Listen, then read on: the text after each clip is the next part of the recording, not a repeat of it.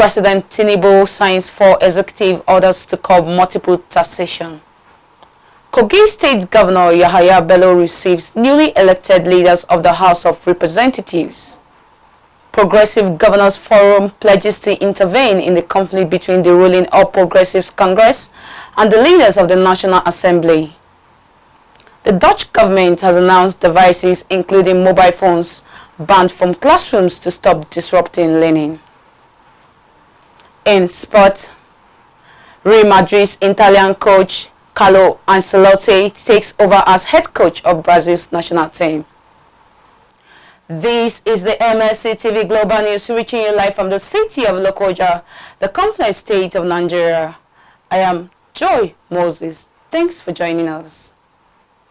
President Bola TINUBU has signed 4 executive orders to address the series of lacunae identified in the tax policies of the previous administration. The special advisor to the President's Special Communications and Strategy, Dele Alake, disclosed this while briefing State House correspondents on the objective of the orders. The orders affect the Finance Act, the Customs Excise Tariff, the suspension of 5% excise tax on telecommunication services, and the newly introduced green tax on single-use plastics. KOGI State Governor Yahaya Bello has received the newly elected leaders of the House of Representatives at his residence in Abuja. The visiting principal officers include the Majority Leader of the House, Julius Ohimbere, the Chief Whip, Kumo, and the Deputy Majority Leader Abdullahi Ibrahim Halims. Governor Bello congratulated the principal officers, noting that their emergence was as a result of their extensive legislative experience and unwavering commitment to party affairs. He urged the new leadership of the House to ensure a harmonious relationship with other arms of government for the benefit of the common people. The governor emphasized President Bola Ahmed Tinubu's dedication and determination to effect positive change, underscoring the crucial need for collaboration among the legislative, judicial arms of government and the citizens of the country to fulfill the aspiration of Nigerians for rapid development.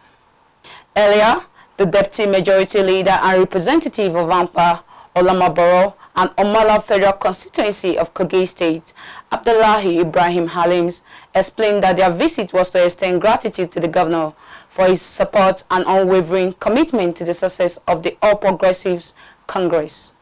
The House leaders sought the governor's wisdom and counsel while assuring him of their cooperation with the executive and judiciary to advance the interest of the people. The House of Representatives will investigate the alleged abuse of 2.3 trillion tertiary education tax by the Tertiary Education Trust Fund, TET Fund, from 2011 to 2013. This was passed as a resolution in the plenary session of the House on Tuesday after the adoption of a motion co-sponsored by Olushola Fatoba, David Fall, and Zakari Yapa. While moving the motion, Fatoba, the lead sponsor, said since the establishment of the TET Fund in 2011, the fund has earned trillions of naira as generated revenue. He alleged that the fund is reputed for numerous financial abuse in its operations, awards of contracts, and execution of projects. The lawmaker said if urgent steps were not taken to investigate the allegations, the decay of the tertiary education system will continue to increase. This, he said, will continue to lead to strikes by academic workers, substandard institutions, lack of faith in the system, migration of talented youths, and total collapse of the education system arising from gross abuse of laudable special intervention programs and aspiration of the president to provide opportunities to young people through quality tertiary education. The motion was adopted when it was put to a voice vote by Tajuddin Abbas, the speaker. The House set up an ad hoc committee to investigate the allegations and report back within 4 weeks for further legislative action. The Lagos State Neighborhood Safety Agency says it is set for international exchange program on community policing with the Gambia. The General Manager LNSA Ifalade Oyekon disclosed this after a discussion with a delegation led by a security consultant and son of the former president of the Gambia, Omar Jawara, at the headquarters of the agency at Bolade, Oshodi, Lagos. Jawara on Tuesday expressed delight at the agency's pioneer work in community policing in Africa, also commended the efforts of the governor of Lagos State, Babajide Sanwo-Olu, at making Lagos safer and more secure. He said the Gambia, as a West African country, has a lot in common with Nigeria. Thus, a conducive environment should be created for symbiotic relations between the two countries. In his remark, the GMLNSA said this visit is a sign that their governor is doing something unique and commendable. That is why even their brothers across borders can see and want them to exchange ideas. And he can assure that Mr. Governor will graciously do anything to make Lagos the cynosure of all eyes as a safe home for residents and a secure haven for business and leisure visitors. Ifalade added that the exchange program will benefit the two countries as they share experiences while assuring Lagosians of Sanwo-Olu's commitment to a safer and more secure Lagos state. On politics, the Progressive Governors Forum has pledged to intervene in the conflict between the ruling All Progressive Congress and the presiding leaders of the National Assembly over the choice of principal officers. The move, believed to be a deliberate effort to douse the growing tension in the party, is coming hours after the national chairman of the APC, Abdullahi Adamu, disowned the new appointees announced on Tuesday by Senate President Godswill Akpabio and Speaker of the House of Representatives, Tajuddin Abbas. Adamu, who labelled their appointment as a rumor at the crucial meeting of the National Working Committee, and the governors said the party has not been officially communicated with the presiding officers. But the governors believed the action was a result of communication gap between the party and the party's high-ranking legislators. Addressing newsmen after their meeting with the NWC, the PGF chairman and governor of Imo State, Hope Uzodinma, promised that the PGF will resolve the conflict with the aid of the APC internal mechanism. The Imo governor also debunked the growing report that Adamu has handed the audited account of the APC for scrutiny ahead of the National Caucus meeting slated for July 10th. In attendance were Governors Mai Malabuni of Yobe, Babajide Sanwo-Olu, Lagos, Yahaya, Bello, Kogi, Abdullahi Sule, Nasarawa, Mohammed Bago, Nanja, Ubao Sani, Kaduna, Inuwa Yahaya, Gombe, Nasir Idris, Kebbi. We go on a short break now. We'll be right back.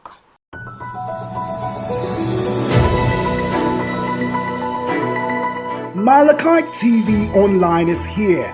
For your timely and reliable news that reaches you fast with the breaking news, choose MLC TV. Get human interest stories right here on MLC TV. With entertainment, sports, business, culture, tourism, and fashion news stories all featured on MLC TV. Not forgetting political and current affairs news, state and federal government and people's matters will be discussed regularly on MLC TV. MLC TV, your one-stop online destination for unbiased, accurate news, entrepreneur ideas, and youth matters to the rest of the world. MLC TV, reaching everywhere, informing everyone.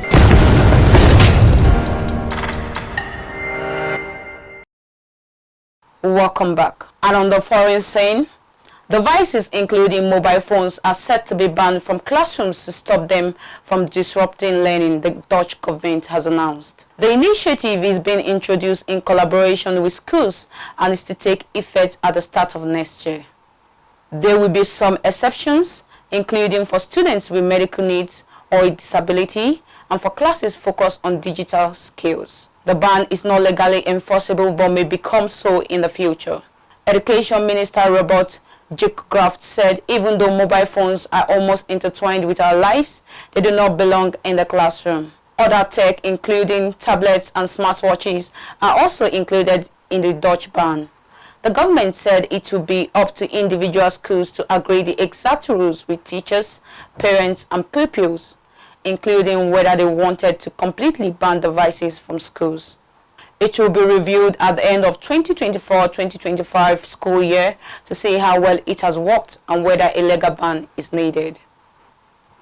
Iran is facing legal actions at the International Court of Justice over the shooting down of Ukraine International Airlines flight PS-75 in January 2020. Four nations, Canada, Sweden, Ukraine and the UK, are seeking damages for the families of the 176 people on board who were killed. The plane was hit by two missiles fired by a Revolutionary Guards air defense unit after it took off from Tehran. 3 days later, Iran admitted mistakenly shooting down the plane. The Revolutionary Guards Aerospace Force said an air defense unit has mistaken the Boeing 737-800 for a U.S. missile. In April, a court in Iran sentenced 10 armed forces personnel to prison, but victims' family rejected the verdict as meaningless and unacceptable. The four nations whose citizens or residents were killed in the accident says in the application to the International Court of Justice that Iran violated a series of obligations under a convention on civil aviation by shooting down the jet. They accuse Iran of failing to take all practicable measures to prevent the downing of the plane, which happened during a time of high tension between Iran and the US. The countries want the court to order that Iran publicly acknowledges its internationally wrongful acts, apologize to the families, and provide assurance that it will not happen again. On sports,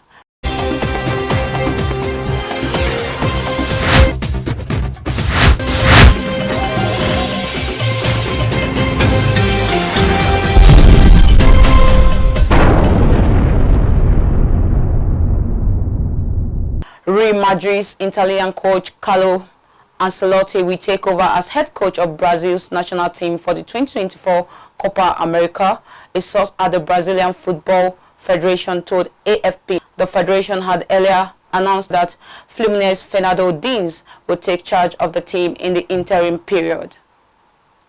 Ancelotti has a season remaining on his contract with Real Madrid and will take over Brazil in time for the Copa America, which will be held in the United States from June 2024.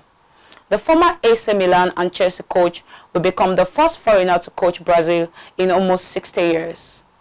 Brazil was coached by Tite at last year's World Cup, but he stood down for the role after their elimination at the quarter-final stage to Croatia. Ramon Menezes has been in charge of the team since on a caretaker basis. The CBF had earlier issued a statement saying that Diniz would be in charge of the team for the coming year. Update on transfers. Mason Mount has joined Manchester United from Chelsea after signing a contract until 2028 with the Red Devils. Forest Green make Hannah Dingley first female head coach in men's game. Roberto Firmino signs for Saudi Arabia's side Al Ahly after he left Liverpool as a free agent. Leeds appoint former Norwich boss Daniel Fake as their new manager. Nigeria United coach Yekini Adebayo has blamed his team's draw against Kano Pillars to miss chances, noting that his team had better chances to win Tuesday's encounter at the Andover Handball Premier League in Benin. Adebayo stated, "There are many games to play and hopefully they can do better." In some other games in the men's category, Confluence Stars beat Bendel Dynamos 22-15. Police Machine defeated Lagos Seaside 23-22. In the women's category, Benue Queens lost to Rima Queens 43-23, while Plateau Peacock beat Delta Queens 28-27.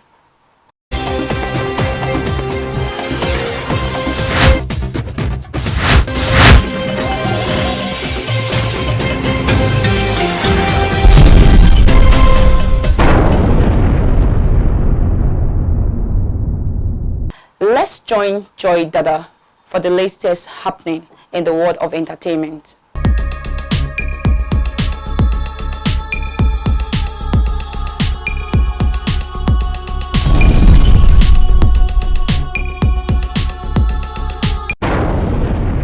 It's another segment on entertainment.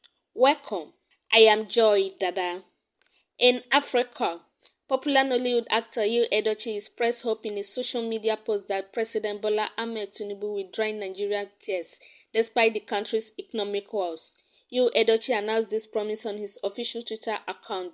This comes after Yu Edochie pleaded with Tinubu to free indigenous people of Biafra leader IPOB Nnamdi Kanu a few weeks ago.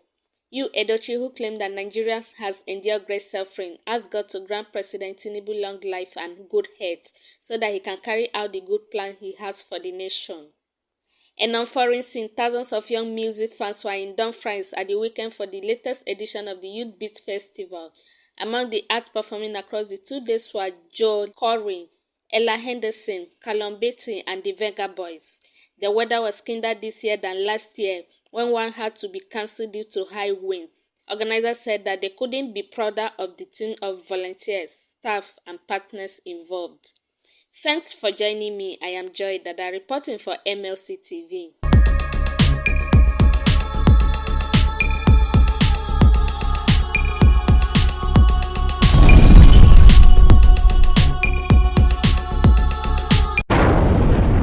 Thanks, Joy. And that is the size of our package. If you like what we are doing, do support us by subscribing to our YouTube channel, Malachi TV. Like and follow our Facebook pages, MLC TV, MLC TV 2, MLC TV Yoruba, and Ibirababe MLC TV.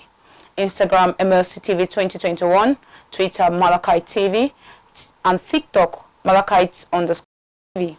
For your event coverage, appearance on any of our programs, contributions, comments, advert placement, or sponsorship, please call or send SMS to any of our numbers displayed on your screen. Join Malachi TV online on weekends to watch our various programs. Saturday 7 p.m. Political Arena, Sunday 6 p.m. Women's World, and Monday 9 a.m. The Opinion. It is Malachi TV, reaching everywhere, informing everyone. Please be your brother's keeper to build a happier and better society together. I am Joy Moses. Thanks for watching. See you tomorrow.